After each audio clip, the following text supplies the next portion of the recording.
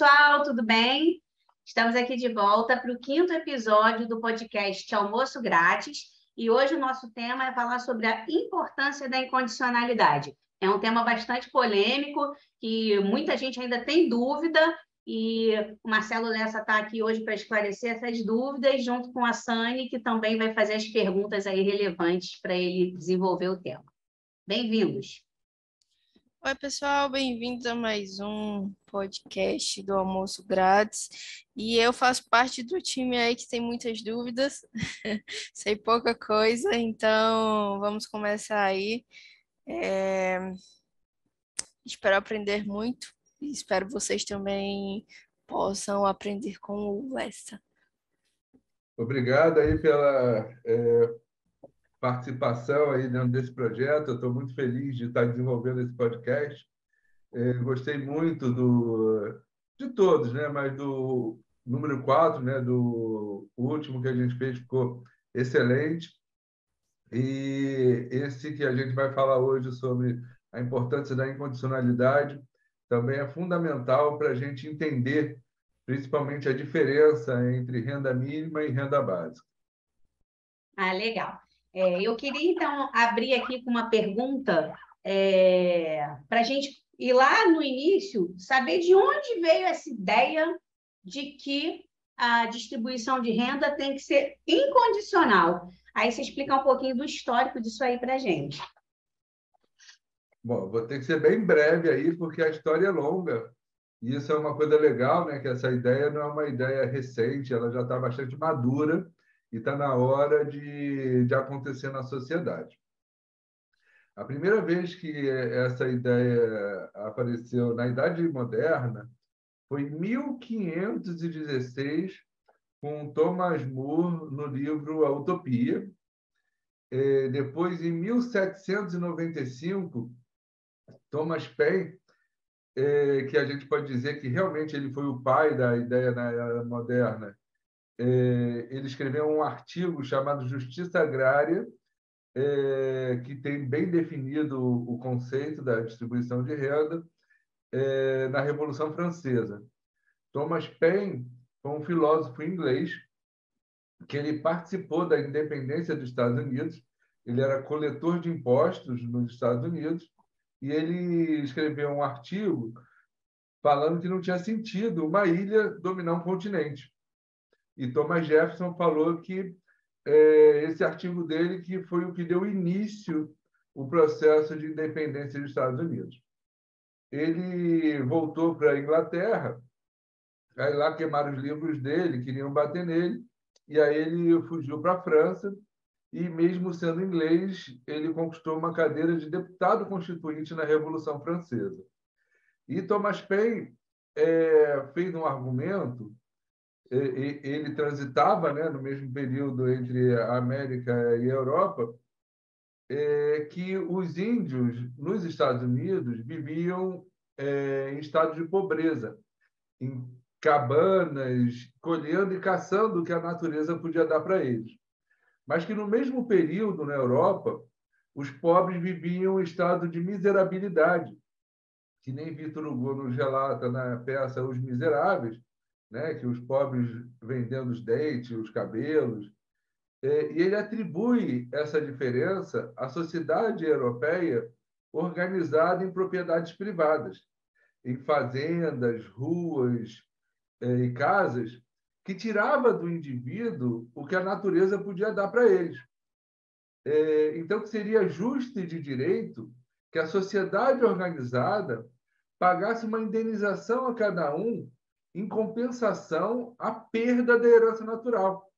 E que isso não deveria ser encarado como assistência social, e sim como um direito. Então, é extremamente importante entender isso, né? Mas depois desse período de 1795, teve um período de experiência, um programa que aconteceu na Inglaterra entre 1795 e 1833. Napoleão Bonaparte foi a favor desse projeto. E, em 1933, alguns anos após o crash da Bolsa de Valores de 1929 nos Estados Unidos, o presidente Roosevelt criou o New Deal, que foi uma distribuição de renda para reativar a economia nos Estados Unidos, que deu super certo. Em 1962, Milton Friedman relançou essa ideia na Universidade de Chicago. Milton Friedman é um dos líderes do pensamento liberal, que mostra que essa ideia tanto é defendida pela esquerda como pela direita.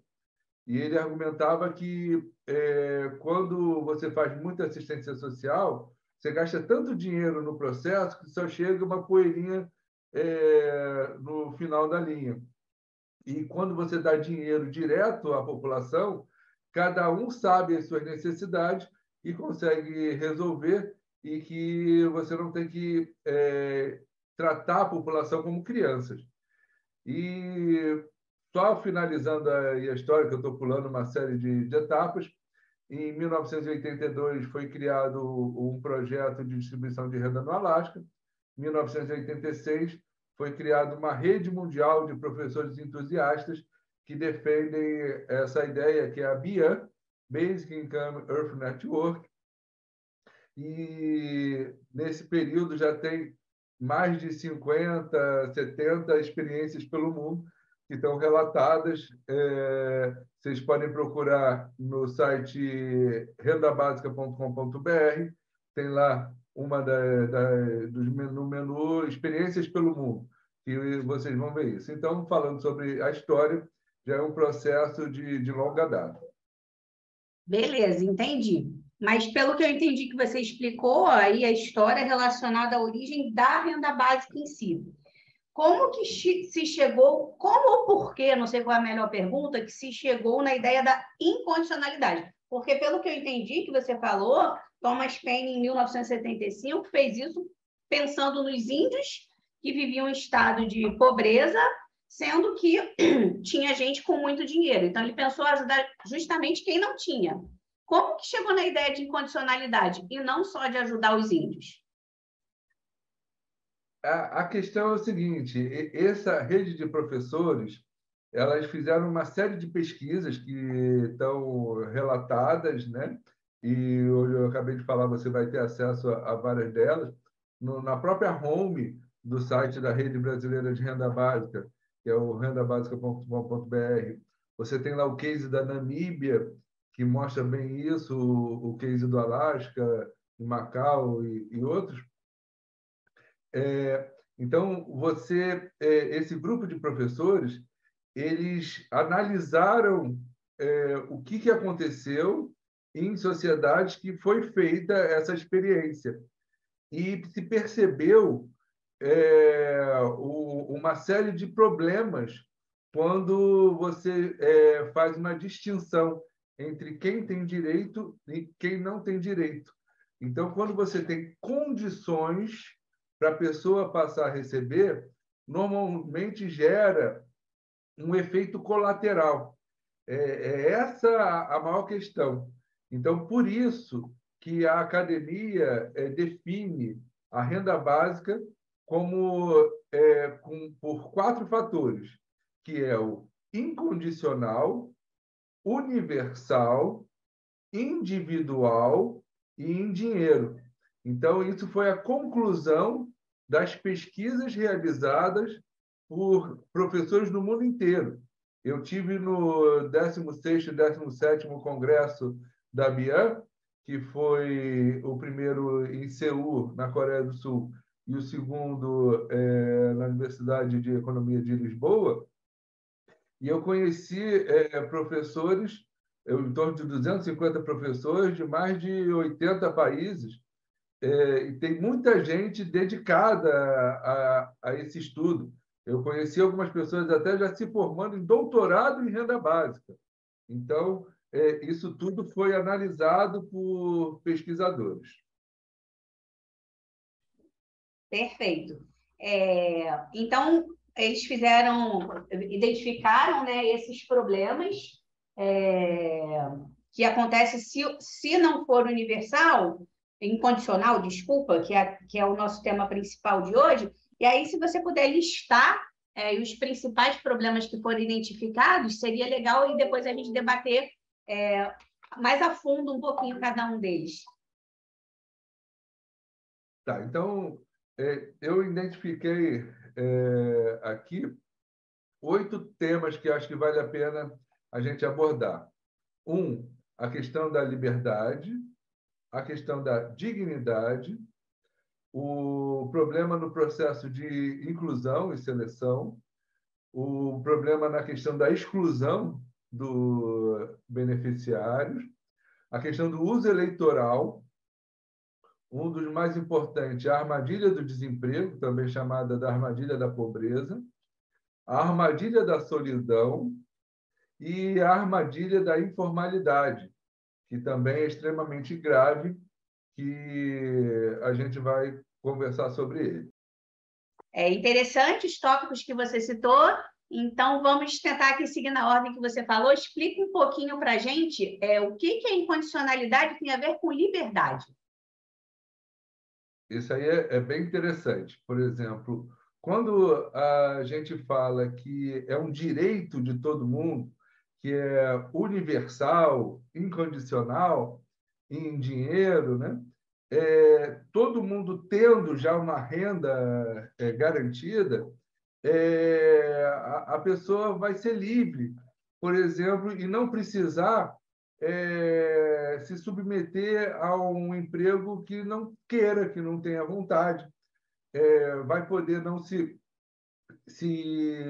sujeitar a uma questão de prostituição, a ser um aviãozinho do tráfego. Então, a pessoa tendo liberdade, ela vai poder pegar essa renda e estudar, se preparar para ter um emprego melhor, que ela seja feliz, e, com isso, ela tem a opção de escolher o que ela vai fazer da vida, e não entrar no que se chama da escravidão moderna, ou então outros também chamam de bullshit jobs, né? Que são empregos que a pessoa está ali obrigada, que não tem nada a ver com ela, mas como ela precisa de o mínimo necessário para sobreviver, ela acaba nessa situação. Então, quando todos nós tivermos uma renda digna, né, que a renda básica, que é um valor muito pequenininho, não é suficiente para chegar nesse ponto da liberdade, mas à medida que for crescendo e chegarmos numa renda digna, cada um vai ter o direito de fazer o que quer da sua vida. E aí sim, nós vamos ter a verdadeira liberdade. Você falou agora no final da sua fala sobre a renda digna. E o próximo tópico da sua listinha era justamente sobre a dignidade. Aí eu queria entender um pouquinho melhor sobre esse lance da dignidade. O que a gente fala sobre a questão da dignidade aí é o seguinte: quando a gente entende que a distribuição de renda é para todo mundo, que é um direito e não assistência social, você transforma esse processo numa coisa digna. Então, você não precisa ter um atestado de pobreza para você ter direito à distribuição de renda. E quando a pessoa associa que para a pessoa ter lá um cartãozinho do Bolsa Família, a pessoa tem que estar no estado de miserável, né, abaixo da linha da pobreza, isso deixa a pessoa extremamente desconfortável. Isso macula a alma humana. Você se sente humilhado na sociedade. Então, no momento que é entendido que isso é um direito de todo mundo, que nem o SUS é para todo mundo, isso acaba com o estigma da pessoa ter a necessidade de ser ajudada pela sociedade. Passa a ter dignidade em todo o processo. Perfeito. E depois você fala de inclusão e exclusão. Já citei os dois, porque como são palavras aí opostas, queria entender os dois temas. Bom, um dos problemas que a gente tem é o processo de inclusão, e a gente tendo a incondicionalidade, ou seja, nenhuma condição, todo mundo tendo direito, a gente deixa de ter os problemas que ocorrem quando você vai fazer uma seleção para o auxílio emergencial, como aconteceu em julho de 2020, sempre vai ficar alguém que deveria receber e não é incluso, fica de fora, e alguém que não tinha que receber e acaba recebendo. A gente escutou de vários casos de pessoas, eu não sei se foi fake news ou não, mas falaram que o filho do William Bonner recebeu. Eu conheci pessoas, um rapaz filho de classe média alta, que nunca trabalhou na vida, nunca teve uma renda, com 30 e poucos anos, morando na casa da mamãe, se inscreveu, estava lá qualificado e passou, e recebeu tudo até o final. Então, isso gera um desconforto na sociedade quando você vê uma pessoa que não deveria receber, recebeu, e você que estava precisando, que deveria receber, e não consegue se cadastrar. Eu também conheci uma outra pessoa que estava desempregada há 2 anos, ela tinha recebido a indenização trabalhista dela, do período de 5 anos, e aí, no caso do auxílio emergencial de 2020, um dos critérios é que tivesse recebido menos do que R$20 mil em 2019, eu não lembro exatamente o detalhe, e a pessoa recebeu essa indenização e estava há 2 anos sem receber, com grande dificuldade financeira, e tentando arrumar emprego, não conseguindo, e ficou de fora. Então, isso gera uma insatisfação. Então, o processo de inclusão ele é sempre falho. Você falou bem, realmente fazer esse controle sempre tem falhas. Eu também conheço pessoas, por exemplo, que têm até negócios informais mesmo, negócios no interior, que ganham dinheiro legal, trabalha com turismo e está inscrito lá, recebendo Bolsa Família, agora Auxílio Brasil, e não deixa de receber porque realmente não tem uma coisa que seja formal, mas tem renda. E eu conheço mais de uma pessoa assim. Realmente você fazer esse controle de quem tem direito de fato, quem não tem, quem precisa, quem não precisa, é complicado, por mais que se esforce para fazer isso direito, né? E aí vamos... pode complementar. E aí entra a questão da exclusão, né? Porque quando você tem essa condicionalidade, que se a pessoa tem uma renda, ela aumentou a renda dela, bateu no limite, ela tem que sair, né? Que eles chamam da porta de saída, como se isso fosse uma coisa positiva, porque eu acho que não tem que ter porta de saída, tem que incluir todo mundo até chegar a 100% da população. Mas um dos problemas é que isso gera uma série de escândalos e denigre o projeto. Então, quando você vê uma pessoa que entrou dentro do critério, estava lá certinho, e aí arrumou um emprego e pede para não assinar a carteira e começa a ter a renda maior. Então, abriu um comércio lá informal e está indo muito bem, está ganhando muito dinheiro e continua recebendo. Aí o que acontece?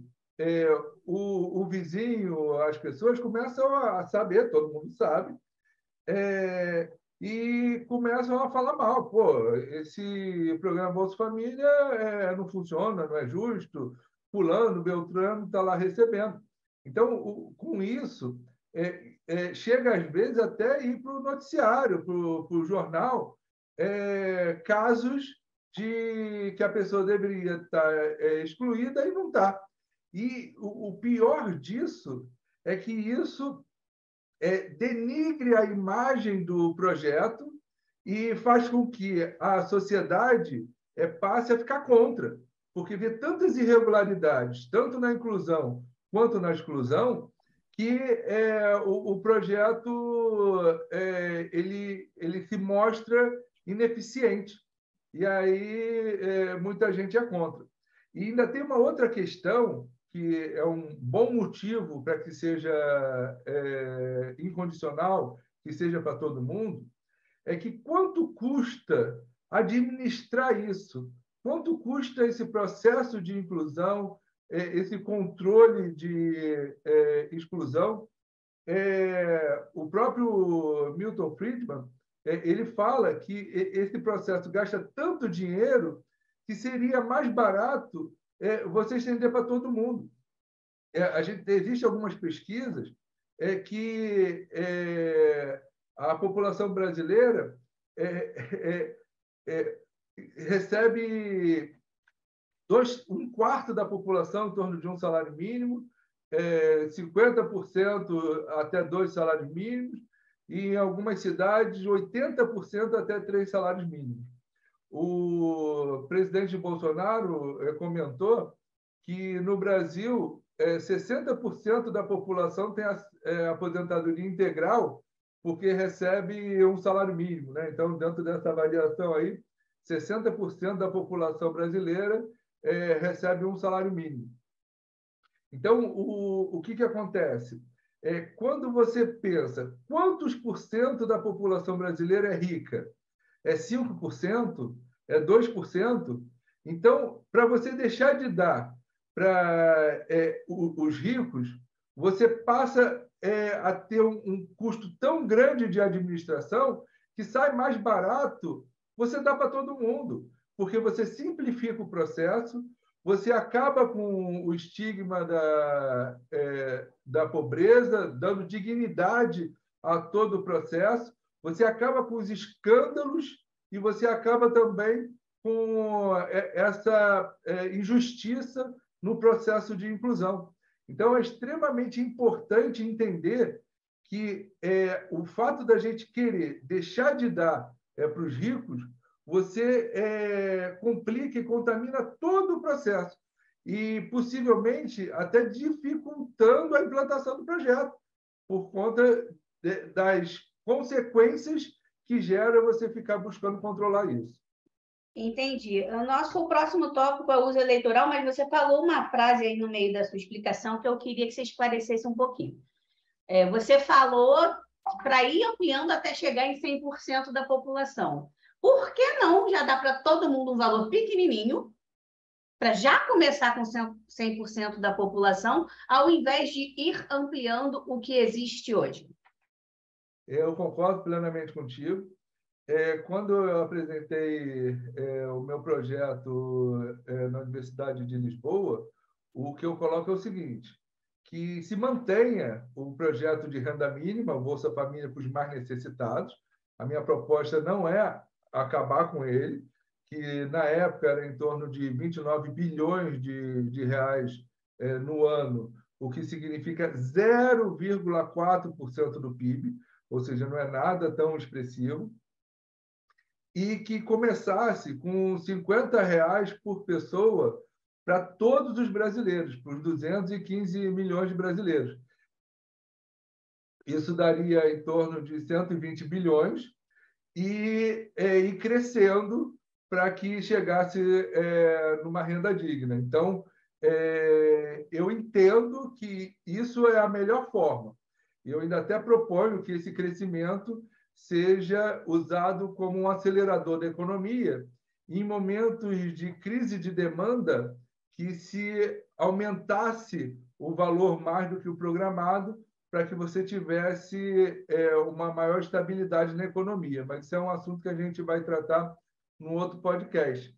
Então, eu concordo com você, eu sou a favor dessa ideia da gente começar com um valor pequeno para todo mundo e ir crescendo para chegar na renda digna. Mas, para isso, cancelar o Bolsa Família dos mais necessitados, que estão abaixo da linha da pobreza e da miséria, não seria legal. Então, seria legal você manter o projeto de renda mínima e implantar o projeto de renda básica que fosse crescendo. Então, eu entendo que essa seria a melhor forma. Legal, é um bom tema para a gente discutir aí essa transição. Né? Que eu imagino que seja uma transição para a gente substituir um programa por outro de forma gradativa aí no tempo, sem que ninguém que necessite e já receba seja prejudicado. Então, vamos lá, vamos para o uso eleitoral. Explica aí para a gente. Bom, essa questão é o seguinte, o Bolsa Família, ele sempre ficou perto, ou Auxílio Brasil, né? Sempre ficou perto de 25% da população. E quando você tem um programa que depende de critérios para incluir ou não, as pessoas ficam na dúvida se vai ter uma continuidade, se aquilo vai ser permanente ou não. Então, quando você pega e declara isso como um direito de todo mundo, que nem o SUS, e que todas as pessoas tenham direito, acaba esse problema, porque ninguém mais vai ficar com a chave do cofre para selecionar quem tem direito e quem não tem. Isso deixa de ser uma política momentânea, esse critério de escolha, e passa a ser um direito, uma política de Estado, né? Onde todos passam a ter direito. Então, quando acaba com isso, o que acontece é que ninguém mais vai poder usar uma ameaça eleitoral. Se fulano ganhar, ele vai acabar com o programa e quem recebe vai deixar de receber, né? E a gente viu isso nesses últimos anos. Então, é extremamente importante que seja entendido como um direito de todos, que é incondicional, que é universal para todo mundo, individual, em dinheiro, para que as pessoas tenham confiança que ninguém vai perder, independente de qual presidente que seja eleito, governador ou prefeito. E aí vão conseguir votar com uma consciência um pouco melhor, né? Importantíssimo para o nosso país. E agora a gente chega lá num dos tópicos que você considera mais importante, que é a armadilha do desemprego. Isso é bem legal, né? Que é um fenômeno que as pessoas mais reclamam do Bolsa Família, que fala, isso aí é para vagabundo que não quer trabalhar, né? E o problema é que isso já foi observado no mundo inteiro, que acontece esse fenômeno quando você coloca um limite. A pessoa só tem direito àquele benefício se ela estiver abaixo da linha da pobreza. Tem um mínimo que ela tem que receber para ter aquele direito. E aí o que acontece? A pessoa fica preocupada de pegar e arrumar uma renda adicional e perder aquela renda. Então, a gente falou ainda há pouco, né, que uma mãe que já tem o sustento do seu filho, se ela arrumar um emprego e perder, ela vai voltar para uma fila de 2.300.000. Então, o fato de ter essa condicionalidade inibe as pessoas de quererem crescer na vida e fica na armadilha do desemprego, também chamada da armadilha da pobreza. E no momento que for entendido como direito de todo mundo, acaba o problema da armadilha da pobreza. Muito claro, obrigada pela explicação, importantíssimo mesmo. E aí vem essa que é quase que uma novidade, a armadilha da solidão. O que significa? Como eu falei, tem várias experiências pelo mundo, né? E na Espanha tem uma experiência que estão dando 300 euros por mês por pessoa, e se a pessoa mora na mesma casa e um já ganha, os outros não podem receber. E aí, o que aconteceu? As pessoas estão passando a morar sozinhas para receber os 300 euros do Estado. E aí está gerando o fenômeno da armadilha da solidão, para as pessoas poderem receber, ou seja, foi criada uma condicionalidade e aí gera um efeito colateral. Então, toda vez que faz-se um projeto e tem uma condicionalidade, acaba gerando uma consequência negativa. Beleza, e por último tem aqui a armadilha da informalidade, imagino que tenha um pouco a ver aí com o que você falou da armadilha do desemprego, aí seria legal desenvolver um pouquinho esse tema também. A gente observou, principalmente na questão do auxílio emergencial, né? Quem, por conta da pandemia, né, quem trabalhava informalmente e ficou proibido de ir para a rua, né, por conta de todo o processo que teve, né, passou a ter direito quem tinha trabalho informal. E aí o que que acontece em relação a isso? Estimula as pessoas a não registrar o trabalho na CLT, né, com carteira assinada. E isso é extremamente preocupante porque coloca em risco a previdência social, porque isso está gerando um fenômeno na sociedade brasileira. Eu já escutei muitos casos de pessoas que não querem assinar a carteira, porque já está recebendo aí, nós estamos falando de valores altos, R$ 600, uma mãe solo, nós estamos falando de R$ 1.200, a pessoa pega e fala, não, eu quero trabalhar, mas não assina a minha carteira. Então, esse problema da armadilha da informalidade, ele está gerando um problema gravíssimo para daqui a 35, 50 anos, que as pessoas não vão ter a previdência social. Então, legal no resumo que você fez aí de tudo, pelo que eu entendi, se for para todo mundo, além dessa parte da dignidade, de não usar como uma ferramenta eleitoral e evitar todas essas armadilhas, ainda vai custar menos para os cofres públicos para administrar todo esse processo. Então, a gente só tem a ganhar, né? Sendo incondicional para todos. Realmente, se custa mais caro administrar isso tudo, ainda gera essa série de problemas. O fato da gente ter que dividir quem recebe ou não, ficar incondicional, acho que é melhor para todo mundo e perfeito. Existe alguma forma de compensar tá recebendo esse valor aí que de repente não precisaria? Você tocou no ponto que eu queria concluir, que o senador Suplicy sempre fala o seguinte, que os mais ricos eles vão receber, só que eles já contribuem mais do que a sociedade inteira, né? Porque normalmente quem tem mais renda paga mais impostos, mas existe uma corrente, né, de uns professores do Canadá que falaram uma ideia que eu até sou contra, porque eu entendo como um direito de todo mundo, mas caso seja necessário para que se implante, eles deram a proposta de cobrar de volta, pegar esse dinheiro de volta no imposto de renda. Se for dar R$ 100 para cada um, você pega mensal R$ 1.200 e você soma mais R$ 1.200 no imposto de renda de quem paga o imposto de renda. Então, a pessoa vai receber a prazo e depois devolve no final do ano para o Estado.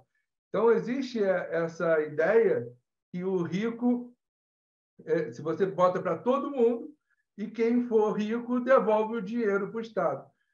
Eu sou contra, eu acho que é um direito de cada um faz o que quer, que nem a pessoa tem um aluguel, eu tenho um imóvel, você tem um aluguel. Ninguém diz para você o que você vai fazer com aquele dinheiro, se você tem que vacinar seu filho, se seu filho tem que estar na escola, o que você vai fazer.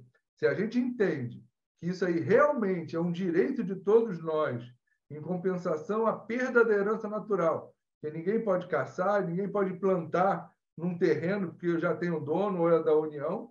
Então, eu entendo seriamente como um direito. Então, não é o caso da pessoa ter que devolver. Concordo, vai acabar gerando alguns problemas, estragando a regra da incondicionalidade. Sani, pode fazer a próxima pergunta. É só um pensamento aqui, eu não sei se vocês vão concordar comigo, mas a gente tem que deixar muito, assim, muito bem claro e bem mastigado para as pessoas entenderem que é um direito de todos, como a gente vem citando, né? Porque eu acredito que vai ter preconceito de ambas as classes, tanto pessoas da classe social, assim, mais alta, quanto pessoas mais humildes, porque as pessoas mais humildes vão olhar, poxa, porque essa pessoa que tem tanto dinheiro está recebendo. E a pessoa que tem uma classe social mais alta vai dizer, não preciso disso. Por quê? Né? Aí entra aquele lance do como é que você falou? Que quem recebe o Bolsa Família não tem dignidade, tipo isso. Isso aí afeta, né? Gera um estigma da pessoa que é uma pessoa que é incapaz de se sustentar e que precisa da ajuda do Estado, né? Então, o que você fala é extremamente importante. Isso já acontece no SUS, né? Existe uma parcela da população que se recusa a se inscrever no SUS porque acha que não precisa. Eu tenho meu plano de saúde, eu não quero.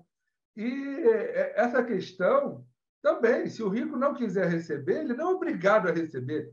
Eu acho que ele tem que ter o direito de receber, ele não precisa comprovar nada. Vamos imaginar que o cara é um grande empresário, por algum motivo a empresa dele feche, e ele vai e é só requisitar lá, ele passa a receber da noite para o dia, já é um direito adquirido. Então, sobre isso, eu entendo que vão ter algumas pessoas que não vão querer direito dela, né? Ela não é obrigada a receber. E para o pobre, que fica... eu já escutei falar, até acho que foi o Luciano Huck, que quando teve um acidente e foi parar no SUS, o pessoal reclamou, que absurdo, ele é rico, está usando o SUS. Mas não, é um direito de todos. Seria melhor se todos os ricos usassem o SUS ia ter mais qualidade, porque toda a sociedade ia tratar melhor o SUS, ia dar mais recursos, ia ser melhor para todo mundo. Então, eu entendo que as pessoas fiquem pensando, não, mas não precisa, podia pegar esse dinheiro e dividir para os outros mais necessitados. Mas a parcela de ricos no Brasil é muito pequena. O custo que isso gera não vale a pena e vai ser muito melhor para todo mundo se todo mundo receber, que aí acaba, como a Paula falou, as dificuldades de controle desse processo. Então, sai mais barato a gente expandir para todo mundo do que a gente ter que ficar selecionando. Ainda gera, como a gente falou, escândalos, uma série de consequências negativas. Então, simplifica o projeto e vai ser muito melhor. É por isso que esse podcast aqui que você tem feito é de extrema importância, porque as pessoas têm já preconceitos, né, formados sobre o tema e é preciso esclarecer os motivos por que ser incondicional. Se fala muito aí na renda básica, na incondicionalidade, mas se as pessoas, no geral, não entenderem a importância disso, tanto o pobre quanto o rico, não conseguem apoiar. E também não só a importância da incondicionalidade, que é o tema de hoje, como realmente a importância da implantação por conta da quarta revolução industrial. Uma coisa que a gente escuta muito falar, vai ficar dando dinheiro, você tem que botar esse povo para trabalhar. Só que o fato é que não vai ter emprego ali na frente. Tudo tem um motivo, um esclarecimento que está sendo muito importante, que as pessoas acompanhem aqui os episódios para entender e conseguir apoiar, não porque gosta ou desgosta, mas porque, de fato, é uma necessidade. É uma necessidade e a gente precisa cuidar desse tema agora, que pode não ser uma coisa tão emergencial no momento, mas daqui a poucos anos, se a gente não começar a solução agora, a gente vai ter problemas muito sérios que vai ser difícil de reverter no meio do furacão. Em relação a isso que você falou, é extremamente importante. Por exemplo, eu vi um documentário sobre as eleições na França e tinha um senhor lá que estava há 14 anos sem conseguir um emprego formal, só fazendo bicos. E isso por quê? Devido à quarta revolução industrial, as máquinas estão tirando os empregos dos homens. E isso faz com que gere uma tensão muito grande na sociedade. A Segunda Guerra Mundial aconteceu por conta disso, de falta de oportunidade de emprego na Alemanha. Esse processo que a gente está vendo no mundo inteiro da radicalização entre a extrema-direita e o resto da sociedade, em grande parte, é por conta disso. Aos pouquinhos, os robôs estão tirando os empregos, as pessoas estão ficando sem opções de trabalho, e isso gera uma revolta nas pessoas e as pessoas não querem que venha nenhum estrangeiro para a minha terra, porque senão vai roubar o meu emprego. Eu não quero que um negro ou um asiático, ou seja lá, uma pessoa que seja diferente de mim, da minha família, eu não quero que venha para cá para disputar emprego comigo. Então, esse processo da quarta revolução industrial, ele já está gerando um problema muito grave na sociedade. Ele está sendo muito sutil, mas já está acontecendo. E se a gente não começar a resolver o problema agora, ele vai explodir. E como teve o caso da Segunda Guerra Mundial, a gente pode ter problemas gravíssimos. Então, a gente tem que começar agora a implantar a solução para que esse problema não se agrave significativamente. Acho que um tema muito interessante para a gente falar é sobre essa quarta revolução industrial, porque a gente está vivendo, né? Só que muita gente nem se toca de que está vivendo nesse momento, né? De que aos poucos, gradativamente, as máquinas estão roubando os empregos. Mas é algo tão pouquinho assim, né? De pouquinho em pouquinho, que não vai sendo notado até, como você falou, daqui a 10 anos não restar emprego, porque não vai ter máquina que liga a máquina, né? Não é isso. Então, eu acho interessante a gente ter um conteúdo só sobre isso. Isso, eu acho que vale a pena a gente fazer um podcast só falando sobre a quarta revolução industrial. Eu acho que é um tema muito significativo, né? E tem a questão também, Sânia, sobre a questão da manutenção do mercado de consumo, porque o robô, ele não come, ele não vai para o médico, ele não tira férias, ele não vai para o restaurante, ele não assiste teatro, não assiste cinema. Então, existe toda uma cadeia de pessoas que trabalham que, se não tiver um mercado de consumo, eles vão perder o emprego também. Então, toda a economia vai desmoronar no momento que todas as indústrias, né, e esse processo de quarta revolução industrial, ele evoluiu. Além das profissões de baixa escolaridade, como está acontecendo com caminhoneiros e motoristas de táxi, que já existe Uber sem motorista em Dubai, em Nova York, também está acontecendo em profissões de alta escolaridade. Um programa da IBM chamado Watson, um advogado está substituindo 70 advogados. O programa pega o processo, analisa toda a jurisprudência da história e já monta a defesa prontinha. É só o advogado apertar o botão para mandar para o juiz. E está tendo um índice de ganho superior ao dos seres humanos. Então, isso aí vai diminuir muito as oportunidades de emprego para advogado. Contadores também já estão com inteligência artificial fazendo toda a contabilidade, não vai precisar de grande quantidade de contadores. Médicos, já aconteceu de botar uma banca de médicos, vários médicos, e o computador para fazer o diagnóstico, e o computador está tendo mais assertividade. Então, isso está se espalhando, o robô e a inteligência artificial se espalhando em toda a sociedade, fora o Elon Musk falou que ele não criou a Tesla para fazer carro, ele criou a Tesla para fazer robôs humanoides. E já está tendo os primeiros protótipos de humanoides que vão poder fazer todo o serviço na área de construção civil, em todas as áreas. Então, quando a gente tiver esse processo extremamente avançado, como é que vai ser o mercado de consumo? Como é que vai ser o fluxo de capital na sociedade? Então, a solução para isso é a distribuição de renda.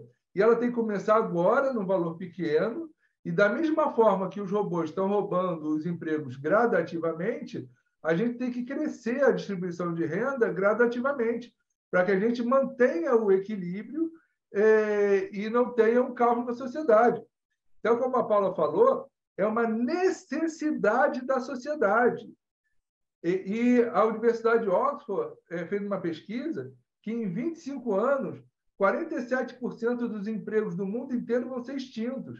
A Universidade Federal do Rio de Janeiro fez uma pesquisa que, se você for no YouTube e procurar um documentário do Meteoro, canal Meteoro, falando lá sobre renda básica, você vai ver que eles falam que de 60 milhões de empregos formais no Brasil, 20 milhões vão ser extintos dentro de 20 anos. E aí, o que a gente vai fazer?